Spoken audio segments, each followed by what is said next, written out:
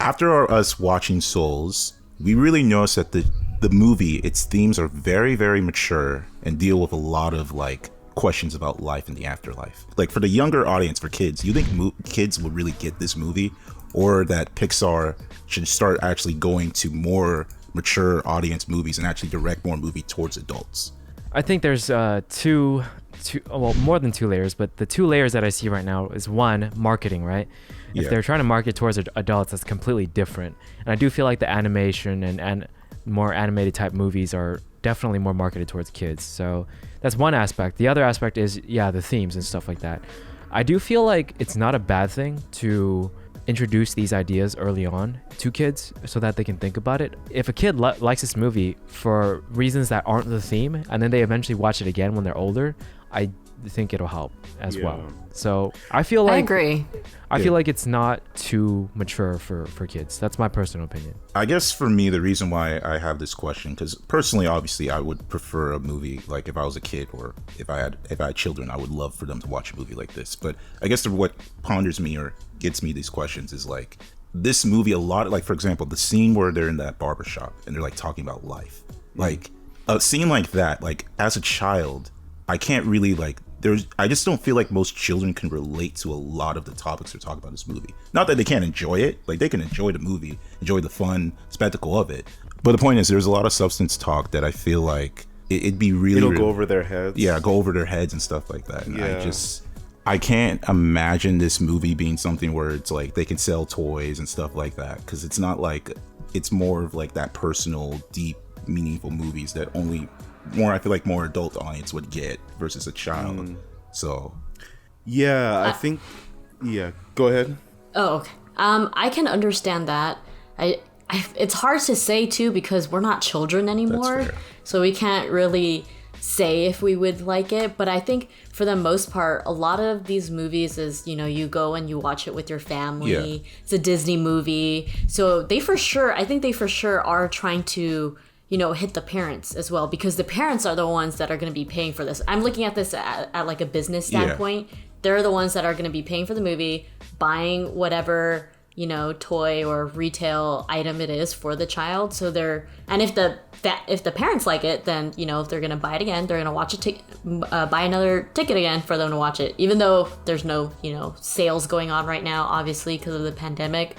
But to answer your original question, I think that it's great that they're introducing this type of topic to kids, because it's something for them to think about later on in life. Yeah.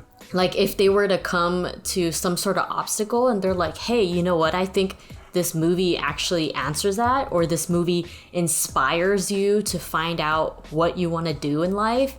I think that's great, because all of us really don't I feel like kids in general are like it's shied away from, like, to talk about more serious topics, to talk about death. Like, how do you explain it to a child? Your father is in the stars now, or your mom is, whoever it is in the clouds. It's different. It's a different portrayal of how you bring it up to a kid as well. I mean, if you're talking about kids, when you say kids, you mean like teenagers or younger than teenagers? I mean, like, I think definitely like younger than teenagers, because obviously teenagers for sure this can relate, but I think anybody above 10 will be able to get something out of it for sure. Yes. And to put into reference, 10 is, I think, like 6th grade or something like that, right? Fifth grade. Fifth, okay. Fifth, fourth. Yeah. I guess for me, like, again, hearing these mature themes and stuff like that, I feel like this movie can open doors for them going for a mature audience. Because like you said, it's appealing to the parents and it's appealing to the older audience. And those are the people who are going to completely relate. Because I know that there's a lot of the jokes, which Pixar does, a lot of these adult jokes. But I feel like most of the jokes were really adult jokes that I can't imagine someone under the age of like 10 or 13 to get like, oh, you need to make sure that you get this job, otherwise you won't be able to pay your medical insurance or something like that. So it's like, that's what. I feel like it does an interesting thing though when you have films like this that appeal to children on a surface level, but they also have those deep conversations and those inside jokes for adults that they will, kids will grow into. Like, I remember the first time when I realized, because, watching Shrek, and as a kid, I would watch it, but then I eventually realized, wait, he's that joke of maybe he's compensating for something. The first time that I got that joke was like, oh, I get it now. And it kind of like makes the movie more, it makes it alive in a way that it grows with you as you're growing up from childhood into I definitely agree. I guess for me with Souls, it's like it's actually life problems. Like this is like real like life problem stuff like that. Yeah. And then again, whenever I think about that scene in the barber scene where she takes over the main character's soul, and then it's like she's talking to the barber and they have that life conversation. It's like that's a scene, for example, where it's like I cannot imagine again a kid or anybody getting that unless they're in that mental or headspace like people are older. So and that's the thing, like I think that there are definitely kids who that will go over their head, but if they are lucky enough to rewatch the movie in 5 years, maybe they'll get it a little bit more, and then in 10 years they'll get it even more, and then that's a movie that is dear to them because they loved it as a kid, and then the older they got, the more they realized that it was more than what they loved. It's sort of like Avatar, The Last Airbender. Yeah, exactly. But my thing with Avatar is that it's definitely more appealed to kids, and the themes are, although they're heavy adult themes, it's not too much that can go over their head compared to this movie. I totally get what you mean, but the aspect that I was talking about was just like the growing with you part. Okay. Fair. Where when you grow older, and you rewatch it, you just get more and more out of it. Mm-hmm. Okay. You really do. Like I want to rewatch it now. I feel like I've missed like little snippets of it. And I think one thing like the kids could find relatable too is when they were like, when they're God, I guess, and these souls are being reborn and they're shuffling them into certain categories of personalities, and it's like, you're gonna be aloof, you're gonna be insecure, let's put you as a narcissistic or whatever it was. And I was like, wow, that's hilarious. And I don't know how deep we want to get into it, but this movie had a lot of like philosophical discussions behind it, and the whole like tabula rasa, blank slate, people are just born and then society basically influences them to be what they are, or are people born with ingrained natural instincts and personalities that are unique from each other, and then that dictates how they grow in this world and how they interact with the world and stuff like that. So these are like discussions that you have in a philosophy class in undergrad. And it's being, by the way, the answer to those questions is both. Sure. Yes. Sure. Let's go with that. No, it's not sure. It's true. Well, yes. Of course, it's true for him. There is nature versus nurture. I know what you're getting at, OC. Yeah, nature versus nurture is a thing. You are a product of your environment, but you also have your own personality. Yes. To some degree. Yes. Mm-hmm. Your part of your genes and biology will determine how you grow and end up. Yes. But also nurture matters. So the answer is both. One cannot completely overtake the other. Like one cannot be the singular answer is what I'm trying to say. Yeah, I agree with you. I agree with you on that. I think that it's interesting because there is a lot of discussion about how, and I don't necessarily want to get too deep into this, but there's a lot of discussion about how, people are born and they are born into a society that kind of dictates everything about like what it is. And like this is I'll use as an example the whole masculinity debate that's kind of gone on in our world over the last couple of years. And there are arguments that the reason why boys have this type of personality versus girls is because we train boys to have this personality in like just all across the board, and that there's an idealistic way to train boys and girls to be the same all across the board. And so for stuff like that, that's kind of like you're getting into more, what do you believe on these things? I personally like that there is I believe that people are born with biological script that kind of dictates certain things about their personality and their habits. And on top of that, I agree with Scott that on top of that, society has a huge influence on how such a person will grow up. A boy growing up in this part of the world is going to be different from a boy growing up in this part of the world. Mm-hmm. But at the same time, boys all over the world will have common personalities that will be regardless of culture. Yes. Common personality traits, I would say. Personality traits. They do touch upon that type of topic too within the movie Soul. Mm-hmm. Because, he grew up with a dad who's a musician who got him into jazz, Mm-hmm. And then there was the nurture part because I love this conversation right now. His mom witnessed how his dad failed at achieving his dream and was scared of that same thing happening to his child, and so that kind of had the effect on the the nurture part of how he was brought up and why he didn't have that feeling of support from his mom in his dreams, and how that led to him feeling. Quite a tangent. Yeah, definitely a tangent. Essentially, an argument about free will. But I guess going back to the topic. So, how would you guys feel if they did a Pixar movie that was more tailored towards adult? I would love it. I would be interested. I would love it. I think children can watch it. They may not understand it. Like if they were to do a movie more tailored towards adult, I think I don't think it's bad to introduce something like that to a child. Well, here's a go ahead, finish. I was gonna say, but then again, like I'm not a child, and I also don't have any children of my own, so I don't know if like I'm in the mindset to be able to speak upon that. Yeah, I feel like your question is already answered in a way, right? Because like you said, Soul, this movie right here, is almost geared more towards adults, or at least the themes are, right? Yeah. When you say a Pixar movie mainly for the mature audience, do you mean in aesthetic as well, or? Oh, do you mean for like what I just asked you earlier?